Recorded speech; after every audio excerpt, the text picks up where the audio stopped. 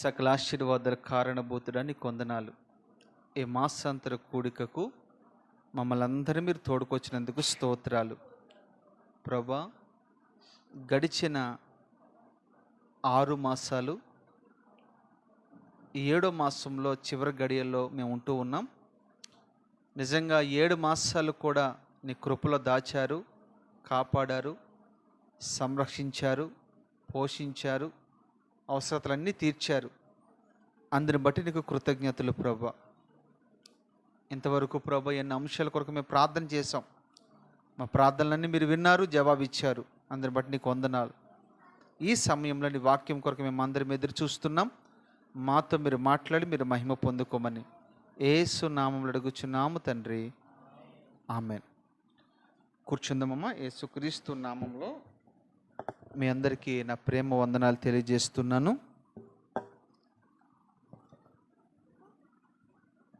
Okay, కొంచెం sound పెట్టినాను. మాసాంతర కూడిక, దానికి అర్థం ఏంటంటే మీకు చాలాసార్లు చెప్తూ వచ్చాను కదా. దాని అర్థం ఏంటి చెప్పండి. ఈ నెలంతా దేవుడు మనల్ని కాపాడినందుకు కృతజ్ఞత చెప్పటం. ఎవరైనా మనకి ఏదైనా ఆపదలో ఉన్నప్పుడు, ఇబ్బందులు ఉన్నప్పుడు మనం పరామర్శించి మనకి ఎవరైనా సహాయం చేస్తే ఆ వ్యక్తి మనం ఖచ్చితంగా ఏం చేస్తాము? థ్యాంక్స్ చెప్తాం, అవునా? దాని తర్వాత అవకాశం వచ్చినప్పుడు మనం కూడా ఆయనకి ఏదో ఒక రీతిగా హెల్ప్ చేయడానికి ప్రయత్నం చేస్తూ ఉంటాం. మరి దేవునికి మనం ఏ రీతిగా హెల్ప్ చేయాలి అని ఆలోచన చేస్తే, దేవుడు మన యొద్ద నుంచి ఏం ఆశించట్లేదు. కానీ దేవునికి ఒక భక్తుడు అంటాడు కదా, వేలాది నదులంత విస్తారమైన తైలము నీకు ఇచ్చినా నీకు చాలునా? వేలాది పొట్టెలు నీకు అర్పించినా నీకు చాలునా? మా జ్యేష్ఠ కుమారులను కుమార్తెలను నీకు అర్పించినా నీకు అది చాలదు కదా? మరి ఏం సరిపోతుంది యేసయ్యకి? ఏది కావాలి అసలు ఆయనకి? దేవునికి ఏది ఇష్టం తెలుసా? విరిగి నలిగిన హృదయం. రైట్. రెండోది కృతజ్ఞత మనసు. దేవునికి అన్నిటికంటే ఇష్టకరమైనది ఏంటి తెలుసా? కృతజ్ఞత మనస్సు. కృతజ్ఞత మనస్సు గనుక మనకుంటే నువ్వు నిజంగా దీవించబడతావు, నిజంగా ఆశీర్వదించబడతావు. ప్రతి విషయంలో సమయమందును అసమయమందును దేవునికి మనము కృతజ్ఞతాస్తుతులు చెల్లించాలి. ఇది ఏదో ఒక్కరోజు చేసే కార్యక్రమం కాదు. ప్రతిరోజు నీ జీవితంలో ఇది అలవాటు చేసుకోవాలి. ఎక్కడైతే కృతజ్ఞత ఉంటుందో అక్కడ దేవుని ప్రత్యక్షత లేదా దేవుని సన్నిధి ఆ స్థలంలో ఉంటుంది. మన జీవితంలో ఏంటంటే అన్నిటికీ మనము కృతజ్ఞతలు చెప్తాం, కానీ దేవుని విషయంలో కృతజ్ఞతలు చెప్పరు. ఎందుకంటే దేవుడు నీకు ఆరోగ్యం ఇవ్వకపోతే, ఆయుష్ను ఇవ్వకపోతే నువ్వు బ్రతికుండేదానివా? నువ్వు పని చేసుకునేదానివా? లేదు కదా. దీనికి మనము ఏం చేయాలి అని అంటే, దేవుని సన్నిధికి వచ్చి, అయ్యా గడిచిన 7 మాసాలు మమ్మల్ని కాపాడుతూ వచ్చావు, అంత మాత్రమే కాదు పోషించావు. మేము బ్రతికి ఉన్నామంటే, బ్రతికి బట్ట కడుతున్నామంటే అది నీ కృప తప్ప మరొకటి లేదు అని మనము దేవునికి సరెండర్ అయిపోయి కృతజ్ఞతాస్తుతులు చెల్లించేవారుగా ఉండాలి. ఇలాంటి మనసు ఎవరికి ఉంటుందో ఆ వ్యక్తిని బహుగా దేవుడు హెచ్చిస్తాడు. కృతజ్ఞత లేని వారిని ప్రభు ఏమంటాడంటే కృతజ్ఞతాహీనులు అంటారు. అప్పుడప్పుడు మీకు చెప్తుంటాను కదా, 10 మంది కుష్ఠరోగుల్లో ఒక అతను మాత్రమే స్వస్థత పొంది తిరిగి వచ్చాడు. మిగతా 90 ఏమయ్యారు? ప్రభు అడిగాడు, మిగతా వాళ్ళు ఎక్కడా? మిగతా వాళ్ళు ఎక్కడికి వెళ్ళారు అని అడిగాడు. చాలామంది ఈ 90 అనుభవాల్లో చాలామంది ఉంటూ ఉన్నారు. నేను అంటాను, ఆ ఒక్కడి అనుభవంలో నువ్వు ఉన్నావా, లేకుంటే ఈ 90 అనుభవాల్లో నువ్వు ఉంటున్నావా? ఇక్కడ ఒక విషయం మీరు గమనించండి. ఎక్కువ శాతం క్రైస్తవ్యంలో ఈ 90 గుంపులోనే ఉన్నారు. ఈ తొమ్మండుగురు గుంపులో ఎందుకున్నారని చెప్పని తెలుసా? వాళ్ళు దేవుని సన్నిధికి వస్తారు, ఎండిపోయిన స్థితిలో వస్తారు. ఒక మాటలో చెప్పాలంటే దేవుని మందిరానికి వచ్చిన తర్వాత ఆ ఎండిపోయిన జీవితాన్ని దేవుడు చిగురించేటట్టుగా చేస్తాడు. అది ఏ విషయంలోనే కావచ్చు, అది ఆర్థిక విషయమే కావచ్చు, అప్పుల సమస్యలనే కావచ్చు, గర్భఫలం విషయంలోనే కావచ్చు, వివాహం విషయంలోనే కావచ్చు, ఏదైనా కావచ్చు. దేవుని సన్నిధికి వచ్చిన తర్వాత దేవుడు ఏం చేస్తాడంటే ఎండిపోయిన కర్రని ఆయన చిగురించేటట్టుగా చేస్తాడు. మారాలంటే నీ బ్రతుకును మాధుర్యంగా చేస్తాడు. ఎడారులాంటి నీ జీవితాన్ని ఏదేని తోటగా మారుస్తాడు. మార్చిన తర్వాత నీవు ఒకటి దేవునికి, రెండు దైవజనుడికి, మూడు సంఘానికి కృతజ్ఞత భావం కలిగి మనం ఉండాలి. ఒకటి దేవునికి, రెండు దైవజనుడికి, మూడు సంఘానికి. నువ్వెక్కడున్నా నా సంఘం, మా దైవజనుడు అనే మనసు నీకు ఎప్పుడైతే ఉంటుందో, నువ్వు ప్రపంచంలో ఎక్కడున్నా నువ్వు కొదవ లేకుండా దీవించబడతావు. 10 మందికి అప్పిచ్చేవాడుగా ఉంటావు కానీ అప్పు చేయవు. నువ్వు తలమానికిగా ఉంటావు కానీ తోకగా ఉండవు. 10 మందికి ఆశీర్వాదకరంగా ఉంటావు కానీ ఎక్కడ కూడా నువ్వు చెడిపో. ఇదంతా ఎక్కడ దాకా ఉంది తెలుసా? కృతజ్ఞత. దావీదు ఎంతగా హెచ్చించబడ్డానికి కారణం ఏంటి తెలుసా? కృతజ్ఞత. ఈ రోజున కొన్ని విషయాలు మీతో మాట్లాడుతాను. మీ పరిశుద్ధమైన గ్రంథాలు తెరిచి ఒక్కొక్క వాక్యాన్ని మనం చదువుకుందాం. అసలు ఈరోజు టైటిల్ ఏంటంటే శ్రమలు ఎవరికి వస్తాయి, అసలు శ్రమలు ఎందుకు వస్తున్నాయి, ఎవరికి శ్రమ లేదా ఎవరికి శ్రమలు. సర్వసాధారణంగా మనం అనుకునే మాట ఏంటంటే, చాలామంది అంటున్నప్పుడు నేను విన్నాను కూడా. అదేంటంటే, అయ్యగారు మనము మారు మనసు పొంది దేవుని సంఘంలో కట్టబడి ఒకవేళ బాప్తిజం తీసుకున్నాం అనుకోండి, అప్పటి నుంచి శ్రమలు వస్తాయంట కదా, అప్పటి నుంచి ఇబ్బందులు పడతామంట కదా అని చాలామంది అంటూ ఉంటారు. అది 100కి 100 తప్పు. బాప్తిజం తీసుకున్న తర్వాత నీకు శ్రమలు రావు. ఎవరో ఏదో చెప్పిన మాట నీకు అలా నాటుకుపోయి అదే ఆలోచనతో ఉంటావు. నీకు తెలుసా, బాప్తిజం తీసుకున్న తర్వాత నువ్వు ఎవరి కుమార్తెవో తెలుసు. ఇప్పుడు దేవుని కుమారుడు. దేవుడు నీకు తండ్రిగా ఉంటాడు. దేవుడు నీకు తన కాపుదలు ఇస్తాడు. బాప్తిజం తీసుకుంటామంటే అర్థం ఏంటి తెలుసా? ఇంకా మనము దేవునికి ప్రథమ ఫలము. ప్రథమ ఫలం అంటే పెద్ద కుమారుడు. నువ్వు జ్యేష్ఠ కుమారుడివి. అంటే సూర్యుని కంటే, చంద్రుని కంటే, నక్షత్రముల కంటే, భూమి కంటే, పర్వతముల కంటే నీవు పెద్దవాడివని అర్థం. ఇది చాలామంది భయపడుతూ ఉన్నారు. నేను అంటాను, నువ్వు దేవుని దగ్గర రాకపోతే నీకు శ్రమలు లేవా? రక్షణ తీసుకోకుండా ఉన్నాను చెప్పు నీకు శ్రమలు, బాధలు, నిందలు రావట్లేదా? మరి ఎందుకు భయపడుతున్నారు? కొంతమంది ఇలాగంటారు. కొంతమంది ఎక్కువగా ప్రార్థన చేస్తే శ్రమలు, శోధనలు వచ్చేస్తాయంట కదండి. ఏంటి, ఎక్కువ ప్రార్థన చేసినా వచ్చేస్తాయంటారు కొంతమంది. ఎక్కువగా వాక్యం చదువుని వచ్చేస్తాయంటారు కొంతమంది. ఎక్కువగా చర్చికి వెళ్ళినా శోధనలు వచ్చేస్తాయంటారు. మరి ఇక్కడికి ఎక్కడ రావు శోధనలు అంటే? సినిమాకి వెళ్ళినప్పుడు రావు, సీరియల్ చూస్తున్నప్పుడు రావు, ఏదో పార్కులకు వెళ్ళినప్పుడు రావు,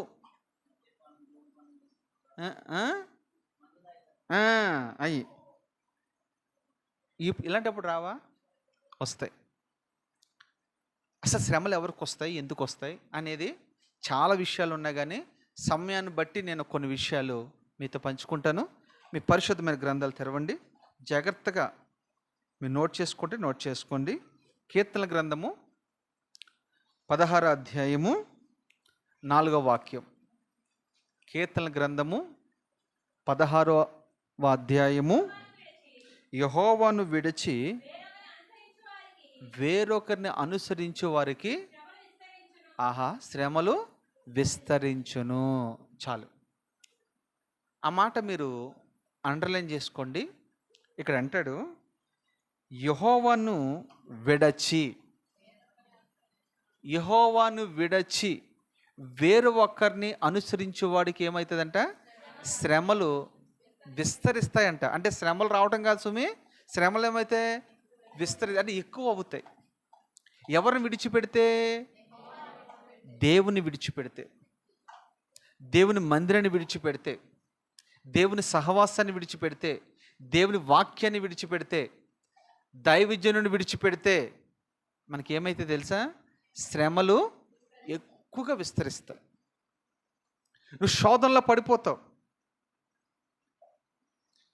యెహోవాని విడిచిపెట్టి వేరొకరిని అనుసరించే వారికి శ్రమలట. మీకు అర్థం కావటానికి చెప్తా. నిర్గమకాండంలో మోషే కొండ మీద 10 ఆజ్ఞలు పొందుకుని వస్తాడు. వచ్చినప్పుడు అక్కడ ఏమంటాడు? నీ దేవుడని యెహోవాను నేను తప్ప వేరొక దేవుడు నీకు ఉండకూడదు. ఆకాశం అందైనా కానీ, భూమి అందైనా కానీ, భూమి క్రింద నీళ్ళ అందే కానీ దేని రూపమును నువ్వు చేసుకొనకూడదు. దాని ఎదుట నువ్వు సాగిలా పడకూడదు.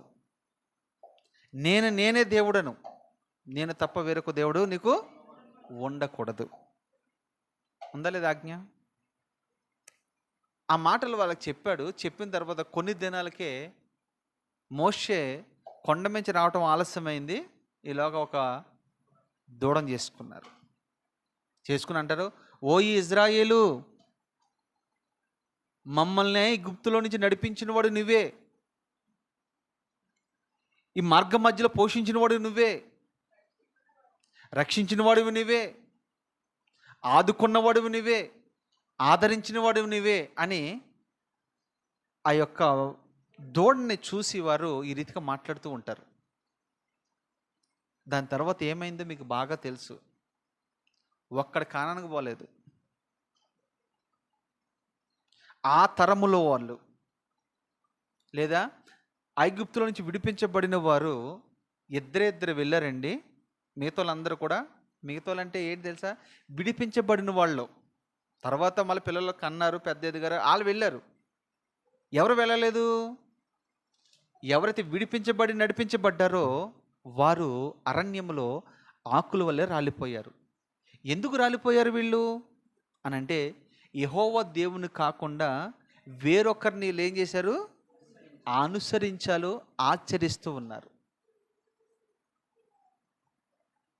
నీకు శ్రమలు విస్తరిస్తున్నాయంటే మీరు ఒక మాట అనొచ్చు, అయ్యా మరి మేము అలా విగ్రహాలు చేసుకోలేదు కదా, విగ్రహాలు పూజించట్లేదు కదా, దేవుళ్ళకి దేవతలకి మేము మొక్కట్లేదు కదా, ఎప్పుడు విడిచిపెట్టాం కదా, మరి అయినా కానీ మాకు శ్రమలు ఎందుకు వస్తున్నాయి అని మీకు ఒక ఆలోచన రావచ్చు. జాగ్రత్తగా వినండి. మనం కూడా ఏం చేస్తామంటే దేవుని మందిరానికి క్రమంగా వస్తాం. దాని తర్వాత అప్పుడప్పుడు మనం ఏం చేస్తామంటే వేరొక దాన్ని మనం అనుసరిస్తూ ఉంటాం. అంటే అర్థం ఏంటంటే, నీ దేవుని కంటే నీకు ఉద్యోగాన్ని ఎక్కువగా నువ్వు ప్రేమిస్తావు. నీ దేవుని కంటే ఎక్కువగా నీ వ్యాపారాన్ని నువ్వు ప్రేమిస్తావు. నీ దేవుని కంటే ఎక్కువగా నీ బంధువులను ప్రేమిస్తావు, నీ రక్త సంబంధికులు ప్రేమిస్తావు, డబ్బుని ప్రేమిస్తావు, సుఖాన్ని ప్రేమిస్తావు. వేటిను మనము అనుసరిస్తూ ఉంటాం. నీ దేవుడిని యెహోవాని విడిచిపెట్టి వేటినో మనం అనుసరిస్తూ ఉండటం వల్ల శ్రమలు నీకు విస్తరిస్తున్నాయి. చాలామంది ఏం చేస్తారంటే, క్రమంగా కట్టబడుతున్న వ్యక్తులు సడన్గా ట్రాన్స్ఫర్ అంటాడు, సడన్గా దిక్కునిగా అంటాడు. అంటే అర్థం ఏంటి తెలుసా? ఒక వ్యక్తి, మీకు అర్థం కావడం చెప్తున్నాను, ఒక మొక్కని నాటిన తర్వాత దాని వేర్లు పుట్టిన తర్వాత ఆ వేర్లు రోజు రోజుకి ఏమవుతాయి అంటే పెరిగి లోపలికి వెళుతూ ఉంటుంది. అది ఎప్పుడైతే లోపలికి వెళుతూ ఉందో ఆ చెట్టుకి బలం పొందుకుంటుంది. బలం పొందుకోవడం మాత్రమే కాదు, అది నీరు అందుకునే స్థాయికి అది ఎదుగుతూ ఉంటుంది. అది ఎదుగుతున్న సమయంలో మనం ఏం చేస్తామంటే, ఆ తోటమాలి ఏం చేస్తాడంటే ఆ మొక్కను పిరికి వేసి వేరే స్థలంలో నాడదామని తీసుకెళ్తాడు. తీసుకెళ్ళినప్పుడు అది ఏమైపోతుంది తెలుసా? ఎండిపోయే ప్రమాదం ఉంది. అక్కడ నాటుతాడు పైకి, ఆ నాటింది ఆ వేర్లు లోపలికి వెళ్తాయి లేదో సర్వసాధారణంగా కొన్ని కొన్ని మొక్కలు అప్పుడే చనిపోతూ ఉంటాయి. అంటే నువ్వు ఏ మందిరంలో నాటబడ్డావో ఆ మందిరంలో నువ్వు స్థిరంగా ఉండిపోవాలి. దావీదు అదే అంటాడు, నేనైతే నీ మందిరావరణంలో ఒలివ చెట్టు వలె నాటబడి ఉన్నాను అంటాడు. మనం ఎప్పుడైతే నాటపడతామో, అంటే మనం నాటపడతామంటే చాలామంది నాటపడతారు కానీ పైన నాటపడతారు. ఖర్జూరపు చెట్టుని మీరు చూస్తే ఖర్జూరపు చెట్టు ఎంత లోతుకి వెళ్తుందో తెలుసా? భూమి లోలోపలికి వెళ్ళి నీళ్ళు ఎంతవరకు అయితే ఉంటాయో అంతవరకు ఆ వేర్లు తన్నుతాయంట. ఆ నీరు సరఫరా దానికి ఎప్పుడైతే అందుకుంటూ ఉంటుందో, వర్షం వచ్చినా రాకపోయినా, మంచు కురిసినా కురవకపోయినా ఆ చెట్టు ఎప్పుడు పచ్చగా ఉంటుంది. అంత మాత్రమే కాదు, అది నిటారుగా ఎదగటం వల్ల ఏ గాలిదుమ్ము వచ్చినా, ఏ తుఫాను వచ్చినా అది వంగిపోతుందే కానీ పొరపాటున అది విరిగిపోదు. కారణం ఏంటిది? నాటబడింది. ఎక్కడ నాటబడింది? మందిరంలో నాటబడింది. నాటబడుతున్న సమయంలో సాతాను కొన్ని ఆశలు చూపిస్తాడు మనకి. నువ్వు అక్కడికి వెళ్తే నీకు జీతం ఎక్కువ వస్తుంది, ఇక్కడికి వెళ్తే జీతం ఎక్కువ వస్తుంది, నువ్వు అటు ట్రాన్స్ఫర్ అవ్వు, ఇటు ట్రాన్స్ఫర్ అవ్వు, ఆ ప్రాంతానికి వెళ్ళి ఈ ప్రాంతానికి వెళ్ళి అంటారు. సాతాను గడి ఉద్దేశం ఏంటి తెలుసా? మనల్ని ఎప్పుడు పాడు చేయడం అనే. అది మనం గమనించలేం. మనం ఎవరు గమనిస్తారంటే ఆత్మీయ స్థితిలో ఎదుగును కూడా అర్థం చేసుకుంటాడు. ఓహో, నేను బాగా ఎదుగుతున్నాను కదా, ఒకప్పుడు నాకు ఈ జీవితం లేదు, ఒకప్పుడు నేను పాటలు పాడేదాన్ని కాదు, ఒకప్పుడు నేను ప్రార్థన చేసేదాన్ని కాదు, ఒకప్పుడు నేను సహవాసానికి కంటిన్యూషన్కి వెళ్ళేదాన్ని కాదు, ఒకప్పుడు నేను వాక్యం చదివేదాన్ని కాను. ఇదిగో ఈ మందిరానికి వెళ్ళిన తర్వాత నా జీవితంలో ఆధ్యాత్మికంగా చాలా విషయాలు నేను ఎదుగుతూ వస్తున్నాను. కానీ ఇప్పుడు సాతాను మమ్మల్ని వేరే స్థలంలోకి వెళ్ళడానికి ఇది చేసిన వెంటనే గమనించేవారుగా మనం ఉండాలి. వేరొకరిని అనుసరించి ఆశ్రయించే వారికి ఏం కలుగుతుందంట? శ్రమలు కలుగుతాయి. నీ దేవుని కాకుండా వేటి నువ్వు అనుసరిస్తున్నావు, వేటి మీద నువ్వు ఆధారపడుతున్నావు, వేటి నువ్వు ఆనుకుంటున్నావు, వారికి ఏమైతే తెలుసా? శ్రమలు విస్తరిస్తాయి. సౌలును చూడండి, కొంతకాలం ప్రభుని అనుసరించాడు, తర్వాత బలిసిన వాటిని తన దగ్గర పెట్టుకున్నాడు. ఎవరినైతే ప్రభు చంపమని చెప్తే వాళ్ళని ఏం చేశాడు తెలుసా? దాచుకున్నాడు. దాచుకుని ఏం జరిగిందో తెలుసా? ప్రభు దూరం అయిపోయాడు, దైవజనుడు దూరం అయిపోయాడు, సహవాసం దూరం అయిపోయింది, తన కొరకు ప్రొటెక్షన్గా రక్షణగా ఉన్న వాళ్ళందరూ దూరం అయిపోయారు. ఇప్పుడు ఒంటరివాడే అయిపోయాడు. అయిపోయిన తర్వాత ఎక్కడికి వెళ్తాడో తెలుసా? దేవుని దగ్గరికి వెళ్ళట్లే. ఒకవేళ వెళ్ళినా ప్రార్థన చేసిన దేవుడు వినట్లేదు. ఎందుకు వినట్లేదు? కీర్తనలో రాయబడిన మాట, నీ హృదయంలో పాపం పెట్టుకుని ప్రార్థన చేసే దేవుడు వినడు. పాపం చేశాడు, ప్రార్థన దేవుడు వినట్లేదు. మరి ఇప్పుడు ఎక్కడికి వెళ్ళాడు? ఇప్పుడు కర్ణ పిశాచి దగ్గరికి వెళ్ళాడు. వేరొకరిని ఆశ్రయించాడా లేదా?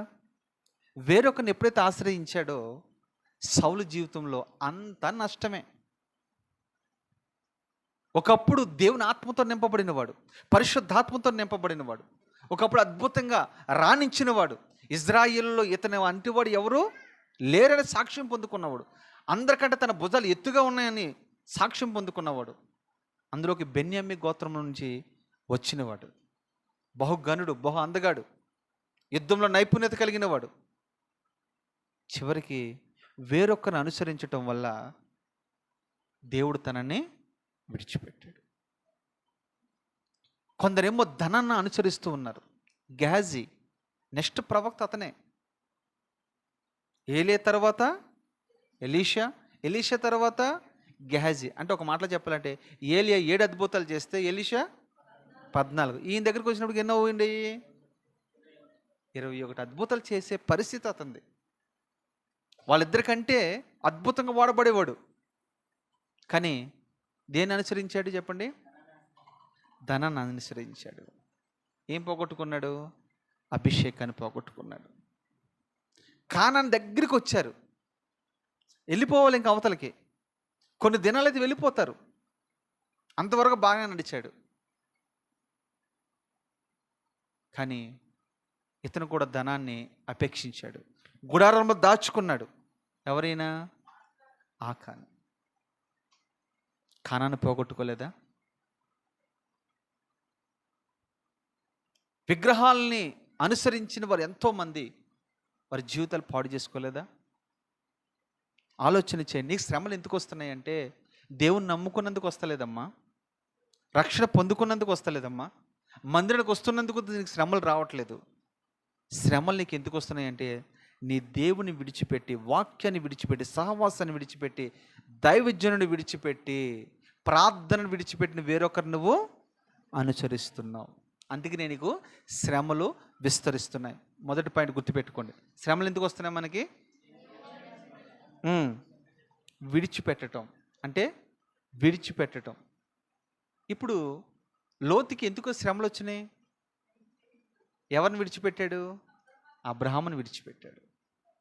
శ్రమలు విస్తరించినాయా లేవా? శ్రమలు విస్తరిస్తాయి. సహవాసం విడిచిపెట్టకూడదు సుమి. మీరు ఇవన్నీ అర్థం చేసుకుంటే రేపటి నుండి మీ జీవితంలో శ్రమలే ఉండవు. వాక్యము దేవుడు మాట్లాడుతూ ఉన్నాడు. ఇది మొదట రాసుకోండి. రెండోది, మొదటి కొరింథీయులకు రాసిన పత్రిక 9:16. మొదటి కొరింథీయులకు రాసిన పత్రిక 9వ అధ్యాయము 16వ వాక్యం. నేను సువార్త ప్రకటించుచున్నను, నాకు అతిశయ కారణం లేదు. సువార్త ప్రకటించవలసిన భారము నా మీద మోపబడి ఉంది. అయ్యో, నేను సువార్తను ప్రకటింపకపోయిన ఎడల నాకు శ్రమ. ఇక రెండో శ్రమ ఏంటి? సువార్త. పౌలు అంటున్నాడు, పౌలు అంతటి వాడే. పౌలు దరిదాపుగా క్రొత్త నిబంధనలో 14 పత్రికలు రాసినవాడు. మహామేధావి, మహాజ్ఞాని. ధర్మశాస్త్రమును చక్కగా అభ్యాసం చేసినవాడు. ఒక రకంగా చెప్పాలంటే యేసుక్రీస్తు తర్వాత రెండో స్థానం ఎవరికైనా ఇవ్వచ్చు అంటే పౌలుకి ఇవ్వచ్చు. పరిశుద్ధుడైన పౌలు అనే పేరు ఆయనకు ఒక్కడికే పెట్టబడింది. యేసుక్రీస్తు ప్రభులు వారు 1 తక్కువ 49 కొరడా దెబ్బలు తిన్నాడు. 39. అన్ని దెబ్బలు ఎవరు తిన్నారు? పౌలు కూడా తిన్నాడు. ఎంత గొప్ప జ్ఞాని చూడండి. ఈయన ఒక మాట అంటాడు, సువార్త ప్రకటించడం వల్ల నాకు అతిశయం ఏమీ లేదు కదా. అంటే అప్పటికే చాలా అద్భుతంగా వాడబడుతున్నాడు. దేశ విదేశాల్లో వాడబడుతూ ఉన్నాడు. ఎన్నో మండుచున్న సంఘాలు కడుతున్నాడు. వేల కొలది ఆత్మలు సంపాదిస్తూ ఉన్నాడు. పౌలు నీడ తలితే చాలు అనేక మంది బాగుపడుతున్నారు. ఆయన కట్టుకున్న వస్త్రాలు మీద పడితే చాలు రోగులు స్వస్థత పొందుతూ ఉన్నారు. బలహీనులు బలపరచబడుతున్నారు. రోగులు స్వస్థపరచబడుతున్నారు. ఎన్నో అద్భుత కార్యాలు ప్రభు తన ద్వారా జరిగిస్తూ ఉన్నాడు. అయినా పౌలు ఎక్కడ కూడా అతిశయపడలేదు. ఈ రోజున మీరు చూడండి, ఒక పాట పాడుతూ మనకు వచ్చిందంటే మనకి ఎంత అతిశయమో. చిన్న ప్రార్థన చేయటం మనకు వచ్చిందంటే ఎంత అతిశయమో. చిన్న కానుక దేవునికి ఇచ్చామంటే ఎంత అతిశయమో. 4 మాటలు చెప్పడం మనకు వచ్చిందంటే ఎంత అతిశయమో. నేనే కదా అని అనుకుంటూ ఉంటాం. పౌలుని బట్టి మనం చూసుకుంటే మనం ఎక్కడున్నాం? పౌలు అంతటి వాడే అంటాడు, నేను సువార్త ప్రకటించిన నాకు అతిశయం లేదు. ఈ రోజున మన జీవితంలో చూస్తే అతిశయం అంటే నిజంగా దాని నిర్వచనం ఏంటి చెప్పండి? అతిశయం అంటే ఏంటి? గర్వించుకోవటం, తను హెచ్చించుకోవటం. తను హెచ్చించుకోవటం, తను గర్వించుకోవటం. నేనే అన్న వాళ్ళందరూ ఏమైపోయారు చెప్పండి? అణిచివేయబడ్డారు. అదే పౌలు అంటాడు, నేనేమై ఉన్నానో అది నేనేమై ఉన్నానో దేవుని కృప వలనే అయ్యున్నాను అని అంటాడు. నేను గొప్ప స్పీకర్నా, గొప్ప జ్ఞానినా, ఆత్మ సంపాదికున్నా, సంఘాలు కడుతూ ఉన్నానా, అయినప్పుడు పర్లేదు. అయినా నేనేమై ఉన్నానో దేవుని కృప వల్ల అయి ఉన్నాను అంటాడు. లోకమును పెంటగా ఎంచిన వాడిని, నాలో అతిశక్తి ఏదీ లేదు క్రీస్తు తప్ప.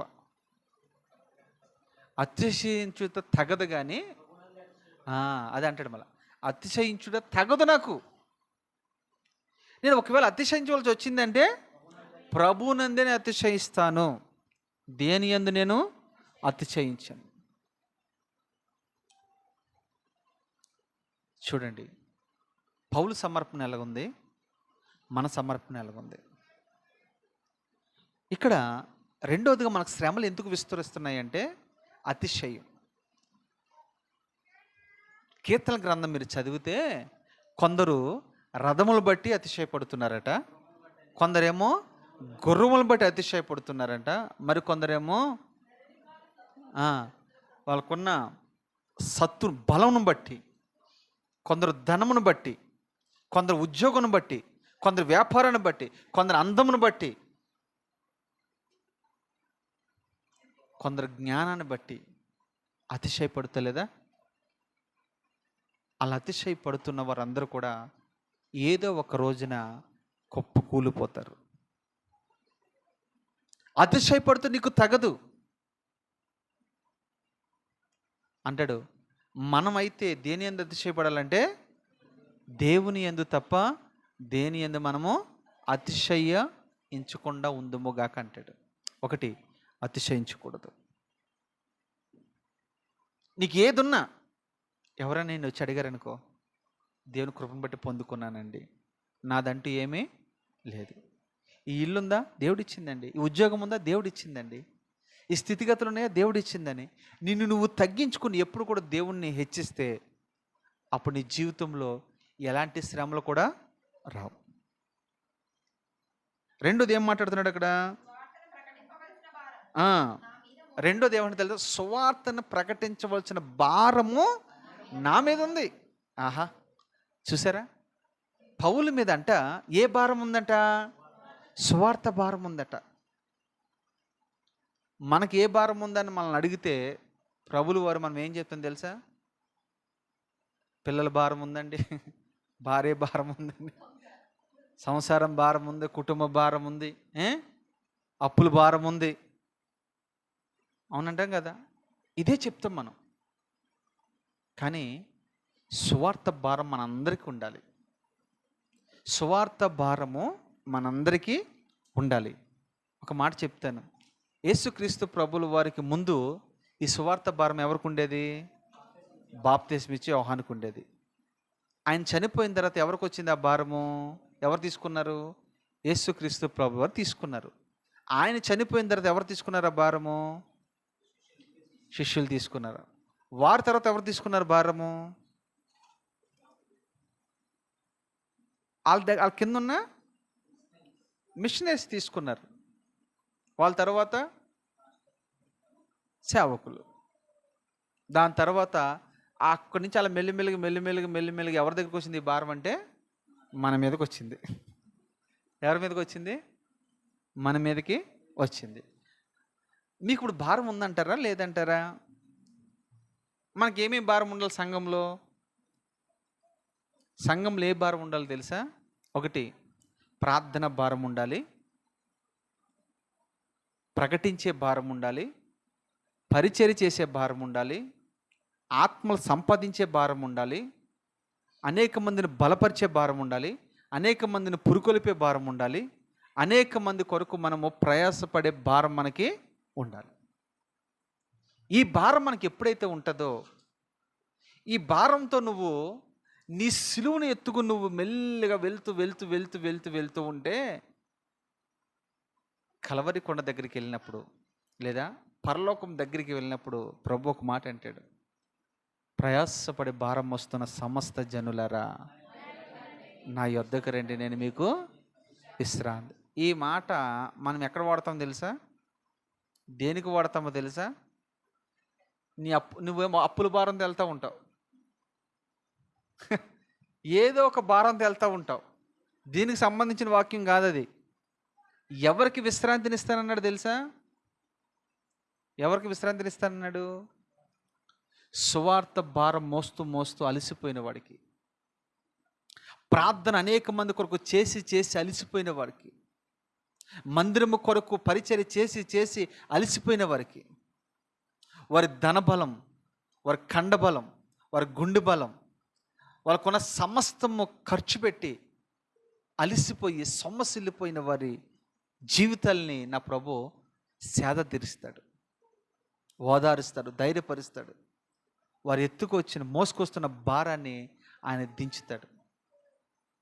ఇర్మీయా గ్రంథంలో ఒక మాట రాయబడి, నువ్వు బలిసినందున నీ మెడ మీద ఉన్న కాడిని నేను విరగొడుతున్నాను. దేవుడు విరగొడతాడు. మన మీద ఏ భారంతో నువ్వు ప్రభుని ఎదుర్కోవడానికి వెళ్తున్నావు? అమ్మా, ఆలోచన చేయండి. రోజున ఈ ఒక్క మాట చాలు ఈ రాత్రి వాక్యానికి. ఏ భారంతో ప్రభుని కలుసుకోవడానికి మనం వెళ్తున్నాం?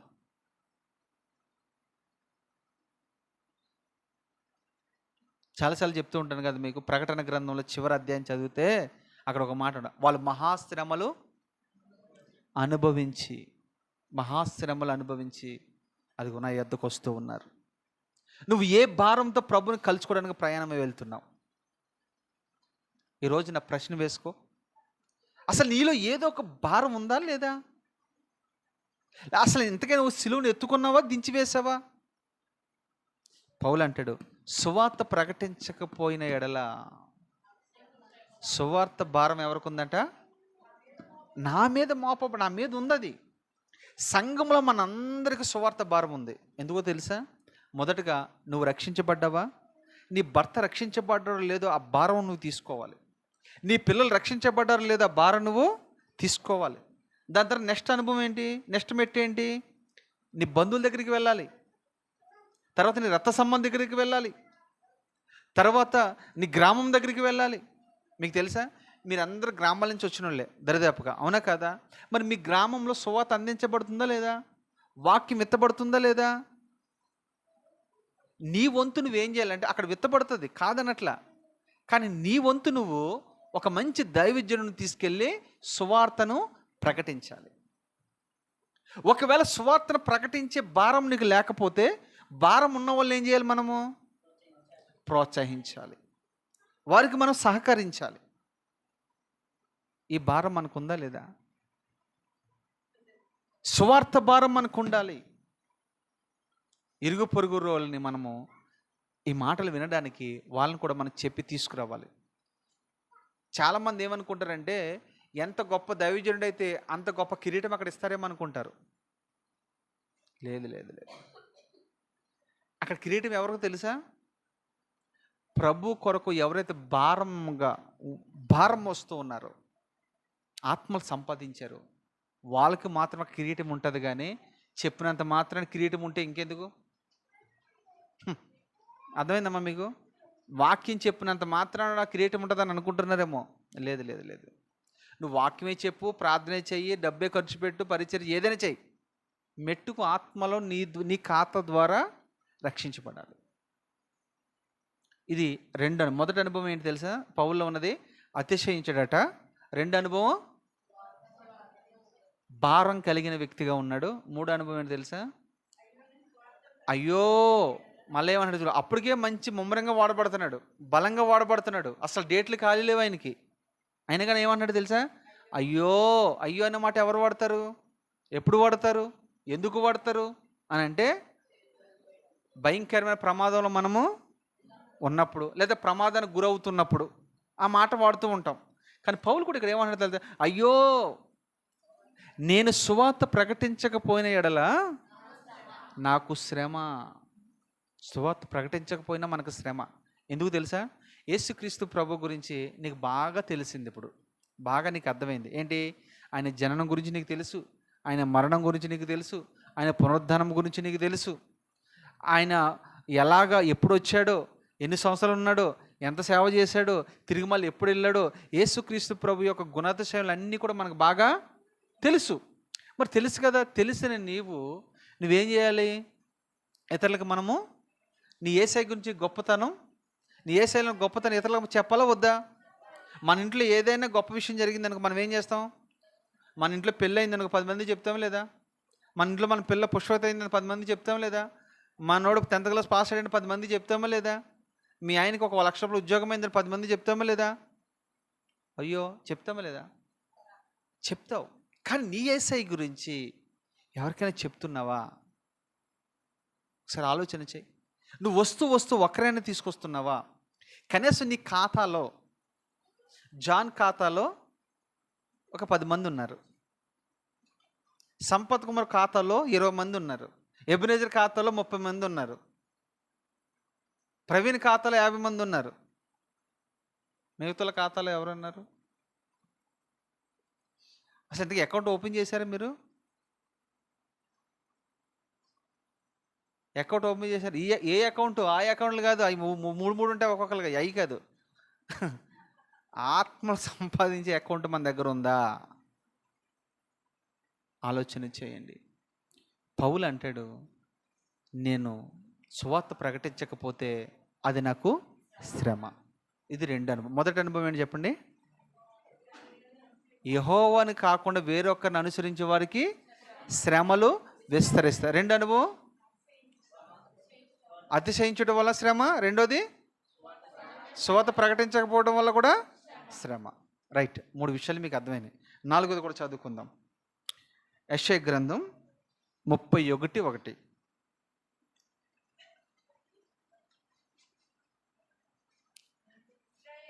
ఇశ్రాయేలు పరిశుద్ధ దేవుణ్ణి లక్ష్య పెట్టకయు, యెహోవా యొద్ద విచారింపకయు, సహాయం నిమిత్తము ఐగుప్తుకు వెళ్ళుచు, గుర్రముల ఆధారము చేసుకునుచు.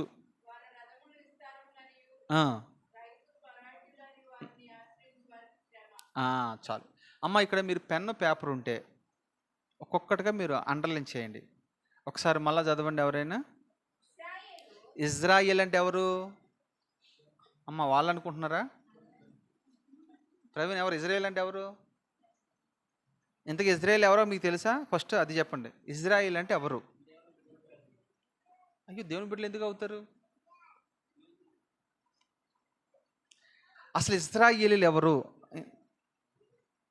వాళ్ళు కాదు, వాళ్ళు శరీర సంబంధమైన ఇజ్రాయేళ్ళు కాదనట్లా. ఆత్మ సంబంధమైన ఇజ్రాయేలుగా నువ్వు మార్చబడాలంటే ఎక్కడ మార్చబడాలి, ఎలా మార్చబడాలి? ఇప్పుడు అసలు ఇజ్రాయేల్ పేరు ఎక్కడొచ్చింది? ఎక్కడొచ్చింది? అది యాకోబుకు వచ్చింది. ఎక్కడొచ్చింది? ఎబ్బోకరేవు దగ్గర. ఎప్పుడు వచ్చింది? ఎప్పుడు పెనుగులాడాడు? రాత్రి అంతా. అంటే 1, ఒంటరిగా నిలిచిపోయాడు. 2, రాత్రంతా పెనుగులాడాడు. రాత్రంతా ప్రార్థన చేశాడు. రాత్రంతా బ్రతిములాడాడు. దాని తర్వాత తన నిజస్థితిని ఒప్పుకున్నాడు. ఈ 5 పనులు అయిన తర్వాత అప్పుడు దేవుడు అతను ఆశీర్వదించి, నువ్వు ఇక్కడి నుంచి యాకోబు కాదు, ఇజ్రాయేల్. ఇది నిజమైన ఇజ్రాయేలుడు అంటే. నీవు నేను ప్రార్థన చేసే అనుభవం ఉండాలి, రాత్రంతా గడిపే అనుభవం ఉండాలి, మన మోసాలన్నీ ఒప్పుకునేవారుగా మనం ఉండాలి, మన నిజస్థితిని చెప్పేవారుగా మనం ఉండాలి. అప్పుడు దేవుడు నిన్ను యాకోబులో నుంచి ఎక్కడ మారుస్తాడో తెలుసా? ఇజ్రాయేలుగా మారుస్తాడు. ఇప్పుడు మీకు అర్థమైంది కదా ఎవరు ఇజ్రాయేలీలు? ఎవరైతే ఒంటరిగా ప్రార్థన చేస్తారో, ఎవరైతే పెనుగులాడుతారో, ఎవరైతే వారి నిజస్థితి చెప్తారో వారు మాత్రమే ఇజ్రాయేలుగా మార్చబడాలి. ఇజ్రాయేలు అనే మాటకు అర్థం ఏంటంటే పోరాడి గెలిచినవాడు అని అర్థం. పోరాడి గెలిచినవాడు అని అర్థం. పోరాడాలి. మనం పోరాడి గెలిచేవారు. దేంతో మనం పోరాడాలి? ఈ లోకంతో మనం పోరాడాలి. లోకంలో ఉన్న చీకటి శక్తులతో, ఆకాశమందులున్న అంధకారపు దురాత్మల సమూహంతో మనం పోరాడాలి. అధికారులతో మనం పోరాడాలి. అలా పోరాడితే దేవుడు నిన్ను ఇజ్రాయేలుగా మారుస్తాడు. అంత మాత్రమే కాదు, లోకంతో పోరాడాలి, నీ శరీరంతో పోరాడాలి, తర్వాత లోకాశలతో నువ్వు పోరాడాలి. పాపముతో పోరాడనంతగా మనం పోరాడాలి. మళ్ళా చెప్తాను, పాపంతో పోరాడాలి, లోకంతో పోరాడాలి, మన శరీరంతో మనం పోరాడాలి, ఆశలతో కూడా మనము లోకాశలతో పోరాడే వ్యక్తులుగా మనం ఉండాలి. అప్పుడు నువ్వు ఇజ్రాయేలుగా మార్చబడతావు. ఇక్కడ నుంచి మీరు గమనించండి. ఓ ఇజ్రాయేలు, పరిశుద్ధ దేవుణ్ణి లక్ష్య పెట్టక, అంటే చాలమ్మా, పరిశుద్ధుడైన దేవుణ్ణి ఏం చేస్తున్నారంటే వీళ్ళు లక్ష్య పెడుతున్నారా పెట్టట్లేదా? లక్ష్య పెట్టడం అంటే ఏంటి? పట్టించుకోవట్లేదు. పోషించే దేవుడైనా, సంరక్షించే దేవుడైనా, ఆదుకున్న దేవుడైనా, అవసరాలు తీర్చిన దేవుడైనా, ఐగుప్తు నుంచి విడిపించింది ఆయన, శత్రు చేతుల నుంచి విడిపించింది ఆయన, కానానికి నడిపించింది ఆయన, 40 సంవత్సరాలు దేవారాత్రముల వాళ్ళని పగలు మేఘస్తంభం, రాత్రి అగ్నిస్తంభమై ఉండి నడిపించిన దేవుడైనా, వారిని పోషించాడు, సంరక్షించాడు, బండ్ల నుంచి నీళ్ళతో అన్నీ చేశాడు. కానీ వీళ్ళు ఏం చేస్తున్నారు? ఇక్కడ ఆయనను లక్ష్య పెట్టట్లేదు. ఒక స్థలంలో అద్భుతమైన మాట, జాగ్రత్త నా వైపు చూసి వినండి. ఈ మాట చాలా ఖరీదైన మాట చెప్తాను. వారంట తిని తాగి ఆయనను విసర్జించిరి అని అంది. తిని తాగి తృప్తి పొందిన తర్వాత ఆయనను విసర్జించిరట. ఎవరిని? చూడండి, మనం ఇప్పుడు బాగా వస్తాం మందిరానికి, మన ప్రార్థన దేవుడు ఆలకించి, దైవజనుడి ప్రార్థన ద్వారా మన జీవితంలో గొప్ప కార్యం చేసి, ఒక మంచి ఉద్యోగం ఇచ్చి, మంచి పోస్ట్ ఇచ్చి, మంచి స్థితిగతులు ఇచ్చిన తర్వాత, అమ్మా మందిరానికి రావట్లేదు ఏందమ్మనంటే, ఎక్కడండి అయ్యగారు, ఎక్కడ సమయం ఏది?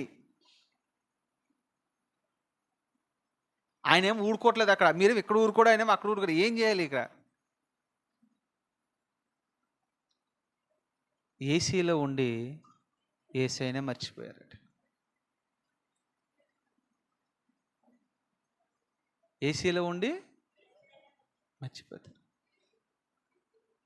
మళ్ళా చెప్తున్నాను, మీకు ఈ కొటేషన్ బాగా అర్థమైంది అనుకుంటా. అది ఆ కొటేషన్ కూడా బాగుంది, రాణి చెప్పింది కూడా బాగుంది, మళ్ళీ చెప్పాము అది. అది ఏసీ ఇచ్చిన ఏసైను మర్చిపోయారు, ఉద్యోగం ఇచ్చిన ఏసైను మర్చిపోయారు, కారుని ఇచ్చిన ఏసైను మర్చిపోయారు, బండి ఇచ్చిన ఏసైను మర్చిపోయారు, ఇల్లు ఇచ్చిన ఏసైను మర్చిపోయారు, గర్భఫలం ఇచ్చిన ఏసైను, నీ జీవిత భాగస్వామి ఇచ్చిన ఏసైను, ఇవన్నీ ఇచ్చిన ఏసైను మనం ఏం చేస్తున్నాము? మర్చిపోయాం. వారు తిని తృప్తి పొందిన తర్వాత ఆయనను విసర్జించిరి అని ఉంటుంది. నిజంగా ఈరోజు క్రైస్తవులు ఏం జరుగుతుందో తెలుసా? మొదట్లో ఉన్న భక్తి తర్వాత ఉండదు. ఎందుకంటే అన్నీ పొందుకుంటాడు కదా, ఇంకేసైతే పనే ఉంది. ఇక్కడ పౌలు ద్వారా మాట్లాడుతున్నాడు. ఇక్కడ చూడండి, యెషయా గ్రంథంలో రాయబడిన మాట, వారు ఏం చేశారంట? పరిశుద్ధ దేవుని లక్ష్య పెట్టలేదు. అంటే లక్ష్య పెట్టలేదంటే అర్థమేంటి తెలుసా? ఆయన ద్వారా మేలులు పొందుకున్నారు, ఆయన ద్వారా ఉపకారం పొందుకున్నారు, ఆయన ద్వారా స్వస్థత పొందుకున్నారు, ఆయన ద్వారా రక్షణ పొందుకున్నారు. ఇవన్నీ పొందుకుని ఆయన ఎదురవుతే అసలు పట్టించుకోవట్లేదు. మనకు బాగా చాప పరిస్థితిలో ఉన్నప్పుడు, ఒక చిన్న బిందు ఉన్న పరిస్థితిలో ఉన్నప్పుడు, హైదరాబాద్ కొత్తగా వచ్చినప్పుడు, మన బంధువులు, రక్త సంబంధులు, తెలిసిన ఫ్రెండ్స్ ఎవరో ఒకరు మనకి హెల్ప్ చేస్తాడు. చేసిన తర్వాత మనం ఒక 5-6 సంవత్సరాలకి వాడికి మించి మనం అవుతాం. వాడు మనకి ఎదురయ్యాడనుకో, మనం వాడిని ఎలా చూస్తాం? మనం పట్టించుకో. దాన్ని ఏమంటారంటే ఇదే మాట, ఏమంటారు? లక్ష్య పెట్టకయు. లక్ష్య పెట్టకయు. సేవకుని రోజున లక్ష్య పెట్టట్లా. నేను అంటాను, సేవకుని లక్ష్య పెట్టకపోయినా, ఏసైని లక్ష్య పెట్టకపోయినా నీ పరిస్థితి ఎలా ఉంటుందో తెలుసా? అడ్రస్ గల్లంత అయిపోద్ది. గమనించండి, యెషయా గ్రంథంలో లక్ష్య పెట్టకయో. నీకెంత స్థితిలో నువ్వు ఎదిగినా, ఎంత స్థితికి నువ్వు ఎదిగినా, దేవుని పాద సన్నిధికి వచ్చే విషయంలో ఎక్కడ కూడా నిర్లక్ష్యం చూపకూడదు. నువ్వే స్థితికి వెళ్ళినా గమనించండి. రెండోది, రెండోది యెహోవా యొద్ద వాళ్ళు ఏం చేస్తున్నారట? విచారించట్లేదు అంటే అర్థం ఏంటి తెలుసా? ప్రార్థన చేయట్లేదు. అది ఒకప్పుడు మార దగ్గరికి వచ్చారు. అయ్యో ఈ నీళ్ళు చేదుగా ఉన్నాయేంటి అని అన్నారు, మొరపెట్టారు. మోషే అన్నాడు, "ఒక కొమ్మను నరికి అందులో వేయి" అన్నాడు. నరికి అందులో వేశాడు. మారా నీళ్ళు ఏమైపోయింది తెలుసా? మధురముగా మార్చిపోయాడు. కొంత దూరం నడుచుకుంటూ వెళ్ళారు. దాహం వేసింది, మళ్ళా బండను కొట్టమన్నాడు, నీళ్ళు వచ్చినాయి. అప్పుడు మొరపెట్టారు. ఆకలితో అల్లాడిపోతున్నాం అన్నారు, మన్నాను కురిపించాడు. ఆకలితో అల్లాడిపోతున్నారు అన్నారు, మాంసం కురిపించాడు. సముద్రం గుండా వెళ్తున్నారు, అక్కడ కూడా ఆకలేసింది మన వాళ్ళకి, ఏంటి మార్గంలో కూడా. అప్పుడు ఏం చేశాడు ఆయన? పూరీలు, అక్కడ కూడా పూరీలు రప్పించాడు పాపం. వాళ్ళు మొరపెట్టినప్పుడల్లా ఆయనకి సహాయం చేస్తూనే వచ్చాడు ఆయన. అప్పుడు విచారణ చేశారు.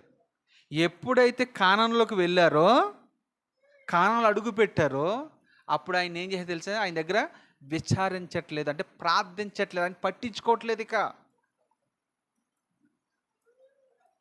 మనము లేములో నుంచి సమృద్ధిలోకి వెళ్ళిన తర్వాత మనం పట్టించుకోం, విచారం చేయం, అంటే ప్రార్థన చేయం.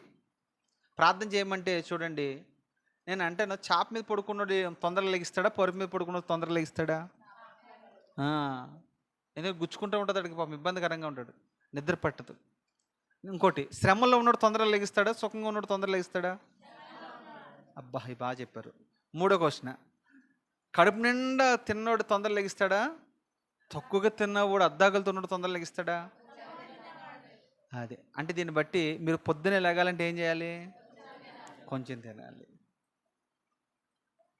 రాత్రులు కొంచెం తినండి, పొద్దున్నే తొందరగా లెగిస్తారు. రాత్రి మనం ఏం చేస్తామంటే ఫుల్ కొట్టేస్తాం, పొద్దున్న లేగమంటే ఎక్కడ లేస్తాం? లేగలేం కదమ్మా. అంతే. ఇక్కడ రెండోదిగా గమనిస్తే ఇక్కడ ఏమంటుంది? విచారణ చేయక ఇజ్రాయేల్ నష్టపోతూ వచ్చారు. నేను త్వరగా ముగిస్తాను చూడండి. ఇజ్రాయేలు నష్టపోతూ వచ్చారు, విచారణ చేసిన వాళ్ళు ఆశీర్వదించబడుతూ వచ్చారు. నీ ఇంట్లో ఏ నష్టం కలిగినా విచారణ చేయి. సమృద్ధి ఉన్నా విచారణ చేయి, ఆరోగ్యం ఉన్నా విచారణ చేయి, ఆరోగ్యం లేకపోయినా విచారణ. ఉద్యోగం ఉన్నా చేయి, ఉద్యోగం లేకపోయినా చేయి. స్థితిగతులు మంచిగా ఉన్నా చేయి, లేకపోయినా చేయి. విచారణ చేయడం అంటే ప్రార్థన చేయట మానుకో. సమూయేలు అంటాడు, మీ నిమిత్తం నేను ప్రార్థన చేయటం మానుట వలన నేను పాపము చేసిన వాడిని అయ్యాను అంటాడు. ఆహా, ఇది చూసారు ఎంత విచిత్రంగా ఉందో? మీ నిమిత్తం నేను ప్రార్థన చేయటం మానానా, నేను దేవుడి దృష్టిలో పాపం చేసిన వాడిని అయ్యాను అంటాడు. మీరు సమూయేలు గ్రంథం చదివితే విషయాలు అక్కడ రాయబడి ఉంటాయి. నీకు తెలుసా, నువ్వు రోజు ప్రార్థన చేసేదాన్ని ఒక రోజు ప్రార్థన చేయకుండా ఉన్నావు అనుకో, నువ్వు ఆ రోజు పాపం చేసినట్టే, అంతే కదా. గమనించండి, ప్రార్థన చేయటం మనం మానకూడదు. ఇక్కడ అంటాడు, ఒకటి మొదటిది ఏంటి చెప్పండి? ఆశ్రయించేవాడికి శ్రమ. రెండోది శ్రమ. మూడోది ఎస్. నాలుగోది విచారించకపోవడం వల్ల శ్రమ. ఐదోది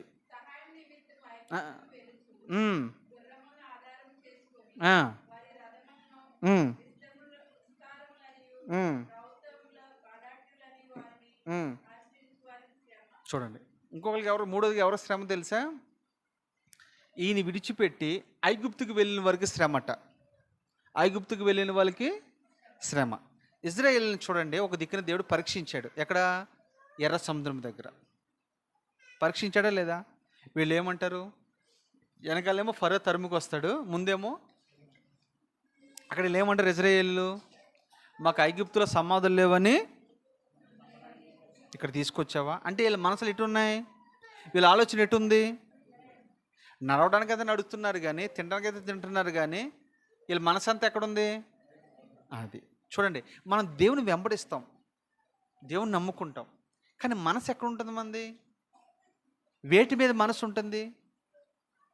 ఎవరైతే పూర్ణ మనస్సుతో ఆయన మీద ఆధారపడతారో వారిని దేవుడు ఏం చేస్తే తెలుసా, పూర్ణ శాంతి గలవారుగా మారుస్తాడు. మళ్ళా చెప్తున్నాను, పూర్ణ శాంతి గలవారుగా, అంటే పూర్ణంగా ఆయన మీద ఆధారపడతారో వాళ్ళు ఏం చేయాలి తెలుసా, పూర్ణ శాంతి గలవారుగా మారుస్తారు. మనం ఏం చేయాలి తెలుసా, అంటినట్టుగా ముంటినట్టుగా మనం ఉంటాం.